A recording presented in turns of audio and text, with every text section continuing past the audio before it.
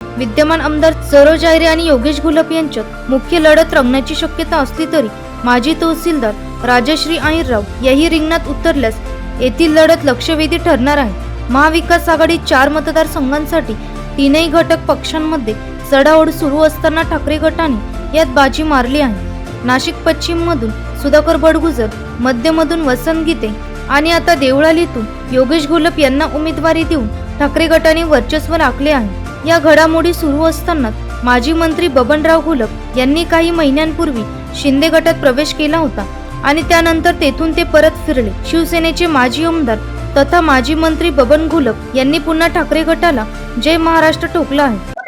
आज देवळाली विधानसभेचे अधिकृत उमेदवार योगेश घोलप यांचं आगमन या ठिकाणी झालं। काल त्यांना उद्धव ठाकरे यांनी अधिकृत उमेदवारी घोषित करून एबी फॉर्म दिला।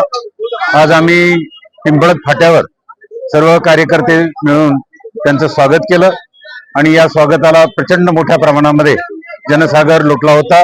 असंख्य गाड्या घेऊन लोकांनी स्वागत केलं।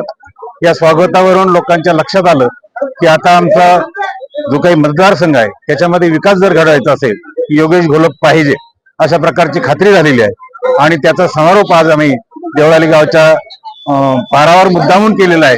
कारण हा पार म्हणजे उत्तर महाराष्ट्राची पहिली शाखा तिथे बाळासाहेबांच्या हस्ते स्थापन झाली, म्हणून याला फार महत्व आहे। त्यानंतर 85 साली मी पहिल्यांदा विधानसभेची निवडणूक लढवली, त्यावेळेस माझी निशाणी मशाल होती, शिवसेनेची निशाणी मशाल होती।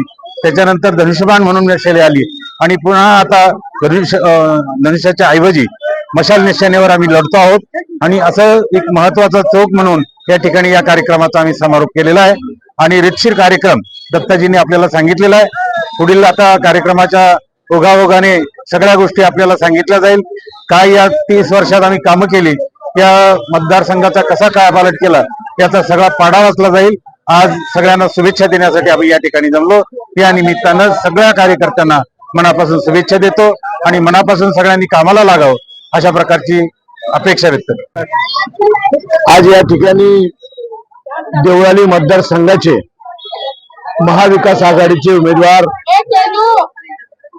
योगेश बबनराव घोलप यांची उमेदवारी आदरणीय उद्धव साहेब यांनी जाहीर केलेली आहे। उमेदवारीचा एबी फॉर्म घेऊन निघत असतानाच देवळाली मतदारसंघाचे असंख्य शिवसैनिक स्वखर्चाने स्वतःच्या गाड्या घेऊन प्रचंड मोठा असा ताफा पिंपळद फाट्यावर त्या ठिकाणी उभा होता आणि त्या ठिकाणी योगेश घोलप यांचं मोठं स्वागत त्या ठिकाणी करण्यात आलेलं आहे आणि त्यानंतरची मिरवणूक आज या ठिकाणी त्या मिरवणुकीचं विसर्जन झालेलं आहे।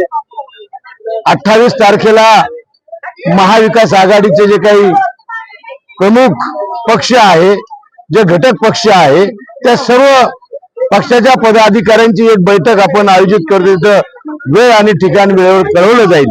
त्याच्यानंतर 29 तारखेला योगेश घोलप यांचा उमेदवारी अर्ज त्या ठिकाणी आम्ही दाखल करणार आहोत.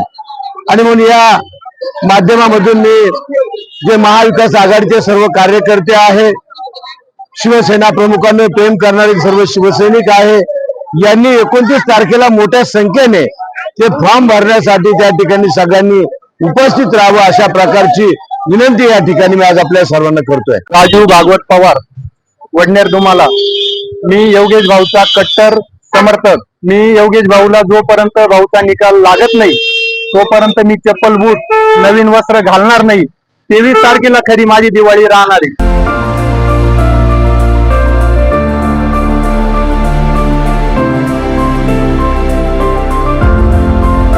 एनसीएन न्यूज साठी प्रतिनिधी जितेंद्र नरवाडे, नाशिक रोड.